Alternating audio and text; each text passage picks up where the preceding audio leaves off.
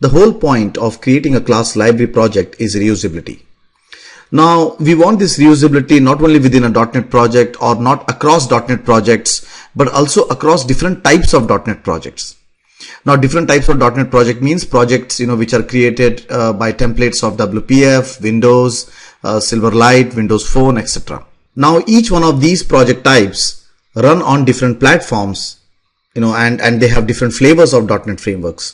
For example, Silverlight application runs inside a browser, and it has a downsized version of .NET framework. In other words, it has some of those DLLs of .NET framework which is not included in Silverlight. For example, it does not have system.data.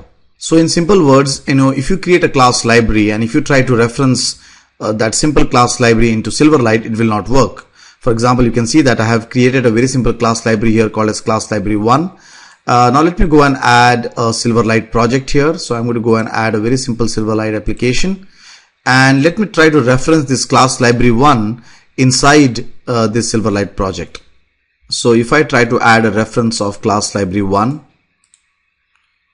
so if I go here and if I try to add the reference of class library 1, you can see that he throws me an exception here saying that you can only add project references to other Silverlight projects or probably to other Silverlight libraries, right? But you cannot add a reference to class library 1. Why?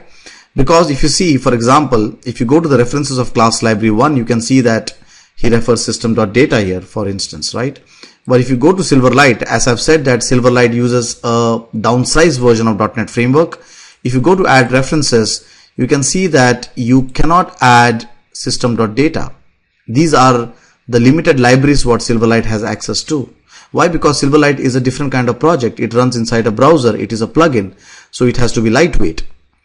So now the next question is, so how can we now go and create class libraries, which are compatible to any kind of project? So you create a project in Silverlight, or you create a project in WPF, or you create a project in Windows Phone or anything, right? I just create that minimum denominator class library so that it can be reused in all of these projects. And that's where exactly portable class libraries are useful.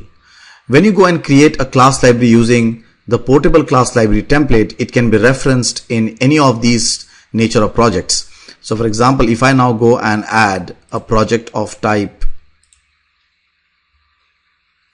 portable class library, right?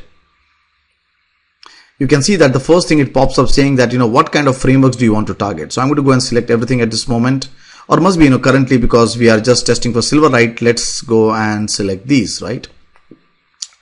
I'll say okay. Now, if I try to reference this portable class library 1 in Silverlight application 1, it will allow me to do it. So if I go here and if I say here, please refer this library here, you can see now it is working.